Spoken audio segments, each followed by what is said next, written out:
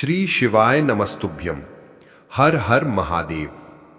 आज हम बात करने जा रहे हैं एक ऐसे दिन की जो स्वयं में अत्यंत पवित्र और विशेष है। ये दिन है 18 सितंबर गुरुवार का। जैसा कि आप सभी जानते हैं कि इस समय श्राद्ध पक्ष चल रहा है और इस श्राद्ध पक्ष में पड़ने वाली ये द्वादशी तिथि सबसे बड़ी और सबसे विशेष मानी जाती है। भाद्रपद महीने के श्राद्ध पक्ष की ये द्वादशी तिथि न केवल पितरों की तृप्ति का अवसर है, बल्कि साधक के जीवन में सुख, शांति और समृद्धि का द्वार खोलने वाली तिथि भी है। शास्त्रों और पुराणों में स्पष्ट रूप से उल्लेख मिलता है कि पितृपक्ष में किया गया हर एक कार्य सीधे पितरों तक पहुंचता है। विशेष रूप से श्राद्ध पक्ष की द्वादशी तिथि पर किए गए उपाय का महत्व कई गुना बढ़ जाता है।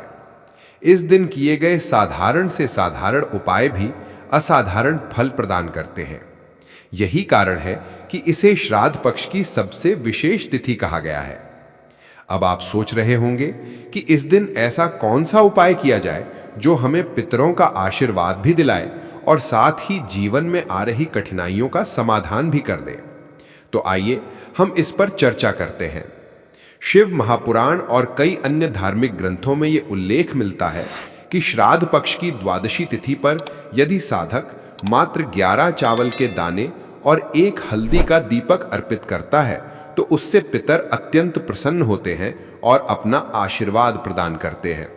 यह उपाय सुनने में भले ही सरल लगे, लेकिन इसके पीछे गहरा आध्यात्मिक और धार्मिक महत्व है।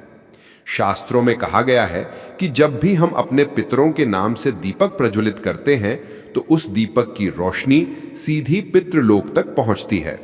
वो ज्योति पितरों को तृप्त करती है और बदले में वे हमें आशीर्वाद देते हैं। यही आशीर्वाद जीवन की कठिनाइयों को समाप्त कर देता है, चाहे वो पितृदोष हो, काल सर्प दोष हो या वास्तु दोष हो। इन सभी का निवारण इस एक साधारण से उपाय से संभव हो जाता है। अब प्रश्न उठता है कि ये उपाय करना कैसे है और किस समय करना चाहिए। शास्त्रों के अनुसार इस उपाय को करने का सर्वोत्तम समय 2 बताया गया है। पहला, सुबह का समय, जब आप स्नानादि करके पूर्ण रूप से शुद्ध होकर भगवान का ध्यान करें। और दूसरा, प्रदोष काल यानी सूर्यास्त के बाद का समय, जब वातावरण शांत और पवित्र होता है। इन दोनों समयों में से कोई भी समय चुनकर यह उपाय किया जा सकता है। विधि बहुत सरल है। सबसे पहले एक शुद्ध मिट्टी का दीपक लें। ध्यान रखें कि दीपक पीतल, कांसे या किसी अन्य धातु का नहीं होना चाहिए। इस उपाय में केवल और केवल मिट्टी का दीपक ही मान्य है, क्योंकि यह धरती तत्व का प्रतीक है और शिव पूजन के लिए सबसे श्रेष्ठ माना गया है। दीपक में घी या तिल का तेल प्रयोग करें और उसमें हल्दी डालकर दीपक प्रज्वलित करें। अब बात करते हैं 11 चावल के दानों की। शास्त्रों में चावल को केवल भोजन का साधन नहीं माना गया, बल्कि इसे पूर्णता, पवित्रता और अखंडता का प्रतीक बताया गया है। वेदों और उपनिषदों में अन्न को अन्न देवता कहा गया है। अन्नम ब्रह्मेति वजानात, अर्थात अन्न स्वयं ब्रह्म है। जब हम शिवजी को 11 चावल के दाने अर्पित करते हैं तो ये केवल दाने नहीं होते, बल्कि हमारी आत्मा, हमारी इंद्रियां और हमारा संपूर्ण जीवन भगवान को समर्पित होता है। यही कारण है कि शास्त्रों में 11 संख्या का विशेष महत्व है। मानव शरीर में 11 इंद्रियां होती हैं, 5 ज्ञानेंद्रियां, 5 कर्मेंद्रियां और 1 मन। जब साधक 11 चावल के दाने अर्पित करता है तो वो अपनी इन सभी 11 इंद्रियों को भगवान शिव और अपने पितरों को समर्पित कर देता है। ये समर्पण साधक के भीतर संयम, शुद्धि और आत्मबल का संचार करता है। तो आपको करना ये है कि इन 11 चावल के दानों को अलग से चुनकर एक छोटे डिब्बे या पुड़िया में सुरक्षित रख लें। ध्यान रखें कि दाने पूर्ण और अखंड हों। टूटे हुए दानों का प्रयोग अशुभ माना जाता है। जब आप मंदिर जाएं तो स्नान करके शुद्ध वस्त्र पहने और केवल अपनी सामग्री लेकर ही जाएं। मंदिर में जाकर दूसरों से सामग्री मांगने की परंपरा इस उपाय में उचित नहीं मानी गई है। मंदिर पहुंचकर सबसे पहले शिवलिंग पर गंगा जल या शुद्ध जल चढ़ाएं और ओम नमः शिवाय का जप करें। अब सबसे पहले एक चावल का दाना गणेश जी को अर्पित करें, क्योंकि गणेश जी के बिना कोई भी पूजा पूर्ण नहीं होती।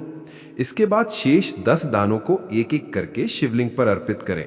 हर दाने को अर्पित करते समय मन में एक एक प्रार्थना करें। पहला दाना रोगों से मुक्ति के लिए, दूसरा सुख समृद्धि के लिए, तीसरा संतान की रक्षा के लिए, चौथा व्यवसाय और नौकरी में सफलता के लिए, पांचवा परिवार की एकता के लिए, और इसी प्रकार अपनी अन्य मनोकामनाएं भी हर दाने के साथ मन में रखें। ध्यान रहे कि इस पूरे उपाय के दौरान आपका मन शुद्ध और स्थिर होना चाहिए। यदि आप चावल अर्पण करते समय मन में संदेह या विचलन रखेंगे तो उपाय का पूर्ण फल नहीं मिलेगा। लेकिन यदि हृदय से प्रार्थना करेंगे और श्रद्धा भाव रखेंगे तो ये उपाय अवश्य सफल होगा और पितरों का आशीर्वाद आपको प्राप्त होगा। ये संयोग 18 सितंबर गुरुवार का दिन, श्राद्ध पक्ष और द्वादशी तिथि बहुत दुर्लभ है। ऐसा अवसर वर्ष में केवल एक ही बार आता है। इसलिए यदि आपने आज तक ये उपाय नहीं किया है तो इस बार इसे अवश्य करें। हो सकता है कि ये उपाय आपके जीवन की दिशा बदल दे और आपके पितरों का आशीर्वाद आपके पूरे परिवार के जीवन में सुख और शांति का संचार कर दे। तो देखिए महाराज जी, आज की इस कथा में हम जिस उपाय का वर्णन कर रहे हैं वो उपाय सामान्य दिनों में नहीं किया जाता। ये उपाय केवल विशेष तिथियों और विशेष पर्वों पर ही फलदायी माना गया है। और संयोग देखिए कि इस वर्ष 18 सितंबर गुरुवार को श्राद्ध पक्ष की द्वादशी तिथि पड़ रही है। ये तिथि अपने आप में अत्यंत शुभ और पावन है। इस दिन किया गया कोई भी उपाय कई गुना फल प्रदान करता है, इसलिए इस दिन का महत्व और भी बढ़ जाता है। यदि इस उपाय को घर का कोई एक भी सदस्य श्रद्धा और विश्वास से कर लेता है तो उसका फल पूरे परिवार को प्राप्त होता है। घर में जो भी समस्याएं चल रही होती हैं, चाहे वो पारिवारिक कलह हो, आर्थिक कमी हो, संतान से जुड़ी परेशानी हो या मानसिक तनाव, ये सब धीरे धीरे समाप्त होने लगती हैं। पितृपक्ष में किया गया हर कार्य सीधे हमारे पितरों तक पहुंचता है और वे हमें अपना आशीर्वाद देकर जीवन की कठिनाइयों को दूर करते हैं। अब प्रश्न ये उठता है कि ये उपाय इतना विशेष क्यों है? तो देखिए, साधारण दिनों में हम भले ही पूजा पाठ करते हों, मंत्र जाप करते हों, लेकिन कई बार हमारी मनोकामनाएं पूर्ण नहीं होती। परंतु श्राद्ध पक्ष की द्वादशी तिथि पर किया गया ये उपाय अद्भुत शक्ति रखता है। 11 चावल के दाने और 1 हल्दी का दीपक, ये केवल सामग्री मात्र नहीं है। चावल पूर्णता और पवित्रता का प्रतीक है, वहीं हल्दी शुद्धता और रक्षा का प्रतीक है। जब इन दोनों का प्रयोग द्वादशी तिथि पर किया जाता है तो साधक को वो फल प्राप्त होता है जिसकी उसने कल्पना भी नहीं की होती। हमारी कई माताएं बहनें होती हैं जिन्हें ये तक पता नहीं होता कि उनके जीवन में बार बार समस्या क्यों आ रही है। कभी धन की कमी, कभी बीमारी, कभी घर में झगड़े, तो कभी अकारण अड़चने। अक्सर हमें इनका कारण समझ में ही नहीं आता, लेकिन शास्त्र कहते हैं कि ऐसी समस्याओं का मूल कारण कभी कभी पितृदोष या घर में मौजूद नकारात्मक ऊर्जा भी हो सकती है। और जब श्राद्ध पक्ष चलता है तो ये समय हमारे पितरों से सीधा संवाद करने का अवसर देता है। इस समय यदि हम कोई उपाय करते हैं तो उसका प्रभाव सैकड़ों गुना बढ़ जाता है।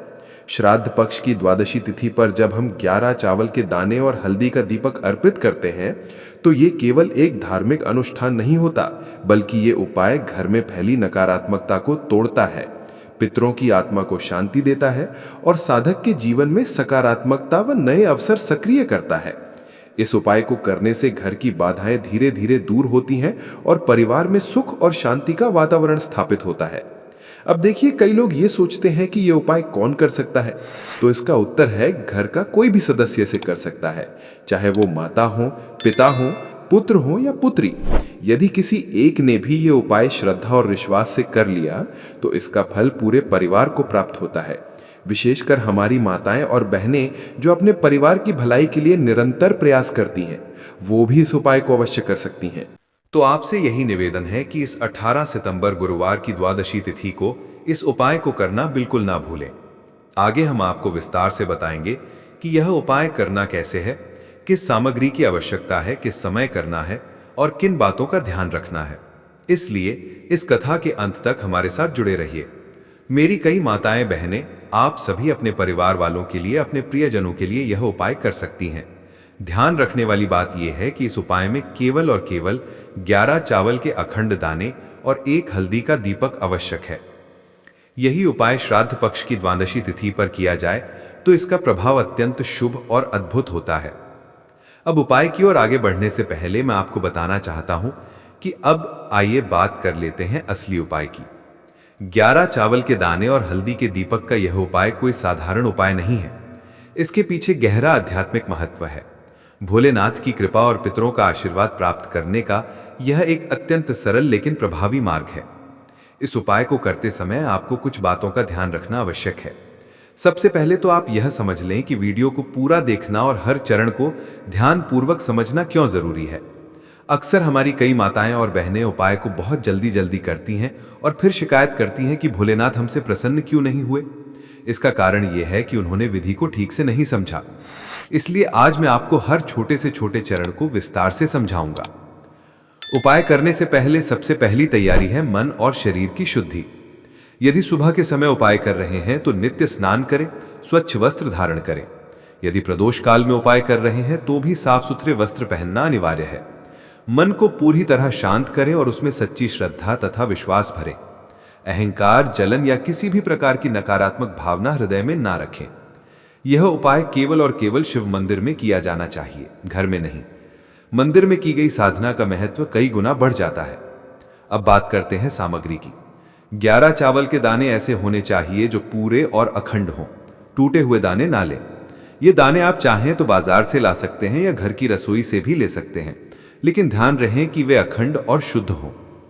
हल्दी का दीपक बनाने के लिए गेहूं के आटे का उपयोग करें। आटे में हल्दी अच्छी मात्रा में मिला लें। दीपक बनाने में नमक का उपयोग बिल्कुल ना करें। दीपक की बाती रुई से बनाएं और वो थोड़ी लंबी होनी चाहिए ताकि दीपक लंबे समय तक जल सके। तेल के लिए तिल का तेल सबसे उत्तम माना गया है, लेकिन यदि वह उपलब्ध ना हो तो सरसों का तेल या सामान्य पूजा का दीपक तेल भी प्रयोग में ला सकते हैं। ध्यान रहे दीपक में इतना तेल अवश्य हो कि वह स्थिर और लगातार जलता रहे। यदि आप यह उपाय सुबह के समय कर रहे हैं तो अपने साथ एक लोटा शुद्ध जल अवश्य लेकर जाएं। यह जल शिवलिंग पर अभिषेक के लिए अर्पित करना होगा। अभिषेक करते समय मन में केवल यही भाव रखें कि यह अर्पण हमारे पितरों तक पहुंचे और वे प्रसन्न होकर हमें अपना आशीर्वाद प्रदान करें। इस आशीर्वाद से न केवल जीवन की कठिनाइयां दूर होंगी, बल्कि पितृदोष, काल सर्प दोष और वास्तु दोष जैसे कई दोषों का भी निवारण होगा। यदि आप इस उपाय के साथ कुछ और सामग्री भी ले जाना चाहते हैं तो वो भी कर सकते हैं। जैसे मंदिर के लिए ताजे फूल, 1-2 पुष्प आप मंदिर में चढ़ा सकते हैं और 1 पुष्प घर लेकर आकर अपने पितरों की स्मृति में रख सकते हैं। इसी प्रकार अष्टगंध, बेलपत्र या कोई अन्य पूजन सामग्री भी यदि आप चढ़ाना चाहें तो कर सकते हैं, परंतु ध्यान रखें कि सबसे पहले आपको मुख्य उपाय करना है और उसके बाद अन्य सामग्री अर्पित करनी है। अब बात आती है सामग्री की तैयारी की। सबसे पहले आपको 11 अखंड चावल के दाने लेने हैं। इन चावल के दानों को किसी साफ कागज की पुड़िया या छोटी सी पोटली में बांधकर रख लें। पुड़िया पूरी तरह बंद होनी चाहिए ताकि रास्ते में दाने इधर उधर ना हो जाएं। यह भी ध्यान रखें कि चावल के दाने पूरे और अखंड हों, कोई भी दाना टूटा हुआ ना हो। चाहे आप इन्हें घर से लें या बाजार से, यह कोई बाधा नहीं है, बस दाने शुद्ध और पूरे होने चाहिए। इसके बाद आता है हल्दी का दीपक। हल्दी का दीपक बनाने की विधि बहुत साधारण है, लेकिन इसे पूरी श्रद्धा और ध्यान से करना आवश्यक है। एक साफ बर्तन में गेहूं का आटा निकालें, फिर उसमें हल्दी पाउडर अच्छी मात्रा में मिला लें। हल्दी से दीपक का रंग शुभता और पवित्रता का प्रतीक बनता है। नमक बिल्कुल ना डालें। अब पानी की कुछ बूंदें डालकर आटे को गूंथ लें। लोई बहुत सख्त भी ना हो और बहुत नरम भी ना हो, बस इतनी कि दीपक का आकार ठीक से बन सके। अब इस लोई से छोटी छोटी लोइयां तोड़कर उनमें अंगूठे की सहायता से बीच में गड्ढा बना लें ताकि उसमें तेल और बाती रखी जा सके। दीपक का आकार कटोरी जैसा होना चाहिए। अब रुई की बाती बनाकर दीपक में रखें। बत्ती थोड़ी लंबी रखें ताकि वह अच्छे से जल सके। अंत में दीपक में तेल डालें। तेल के लिए तिल का तेल सबसे उत्तम माना गया है, लेकिन यदि वह उपलब्ध ना हो तो सरसों का तेल या सामान्य पूजा का दीपक तेल भी प्रयोग में ला सकते हैं। ध्यान रहे दीपक में इतना तेल अवश्य हो कि वह स्थिर और लगातार जलता रहे। यदि आप यह उपाय सुबह के समय कर रहे हैं तो अपने साथ एक लोटा शुद्ध जल अवश्य लेकर जाएं। यह जल शिवलिंग पर अभिषेक के लिए अर्पित करना होगा। अभिषेक करते समय मन में केवल यही भाव रखें कि यह अर्पण हमारे पितरों तक पहुंचे और वे प्रसन्न होकर हमें अपना आशीर्वाद प्रदान करें। इस आशीर्वाद से न केवल जीवन की कठिनाइयां दूर होंगी, बल्कि पितृदोष, काल सर्प दोष और वास्तु दोष जैसे कई दोषों का भी निवारण होगा। यदि आप इस उपाय के साथ कुछ और सामग्री भी ले जाना चाहते हैं तो वो भी कर सकते हैं, जैसे मंदिर के लिए ताजे फूल, 1-2 पुष्प आप मंदिर में चढ़ा सकते हैं और 1 पुष्प घर लेकर आकर अपने पितरों की स्मृति में रख सकते हैं। इसी प्रकार अष्टगंध, बेलपत्र या कोई अन्य पूजन सामग्री भी यदि आप चढ़ाना चाहें तो कर सकते हैं, परंतु ध्यान रखें कि सबसे पहले आपको मुख्य उपाय करना है और उसके बाद अन्य सामग्री अर्पित करनी है। अब बात आती है सामग्री की तैयारी की। सबसे पहले आपको 11 अखंड चावल के दाने लेने हैं। इन चावल के दानों को किसी साफ कागज की पुड़िया या छोटी सी पोटली में बांधकर रख लें। पुड़िया पूरी तरह बंद होनी चाहिए ताकि रास्ते में दाने इधर उधर ना हो जाए। ये भी ध्यान रखें कि चावल के दाने पूरे और अखंड हों, कोई भी दाना टूटा हुआ ना हो। चाहे आप इन्हें घर से लें या बाजार से, यह कोई बाधा नहीं है, बस दाने शुद्ध और पूरे होने चाहिए। इसके बाद आता है हल्दी का दीपक। हल्दी का दीपक बनाने की विधि बहुत साधारण है, लेकिन इसे पूरी श्रद्धा और ध्यान से करना आवश्यक है। एक साफ बर्तन में गेहूं का आटा निकालें, फिर उसमें हल्दी पाउडर अच्छी मात्रा में मिला लें। हल्दी से दीपक का रंग शुभता और पवित्रता का प्रतीक बनता है। नमक बिल्कुल ना डालें। अब पानी की कुछ बूंदें डालकर आटे को गूंथ लें। लोई बहुत सख्त भी ना हो और बहुत नरम भी ना हो, बस इतनी कि दीपक का आकार ठीक से बन सके। अब इस लोई से छोटी छोटी लोइयां तोड़कर उनमें अंगूठे की सहायता से बीच में गड्ढा बना लें ताकि उसमें तेल और बाती रखी जा सके। दीपक का आकार कटोरी जैसा होना चाहिए। अब रुई की बाती बनाकर दीपक में रखें। बत्ती थोड़ी लंबी रखें ताकि वह अच्छे से जल सके। अंत में दीपक में तेल डालें। तेल के लिए तिल का तेल सबसे उत्तम माना गया है, लेकिन यदि वह उपलब्ध ना हो तो सरसों का तेल या सामान्य पूजा का दीपक तेल भी प्रयोग में ला सकते हैं। ध्यान रहे दीपक में इतना तेल अवश्य हो कि वह स्थिर और लगातार जलता रहे। यदि आप यह उपाय सुबह के समय कर रहे हैं तो अपने साथ 1 लोटा शुद्ध जल अवश्य लेकर जाएं। यह जल शिवलिंग पर अभिषेक के लिए अर्पित करना होगा। अभिषेक करते समय मन में केवल यही भाव रखें कि यह अर्पण हमारे पितरों तक पहुंचे और वे प्रसन्न होकर हमें अपना आशीर्वाद प्रदान करें। इस आशीर्वाद से न केवल जीवन की कठिनाइयां दूर होंगी, बल्कि पितृदोष, कालसर्प दोष और वास्तु दोष जैसे कई दोषों का भी निवारण होगा।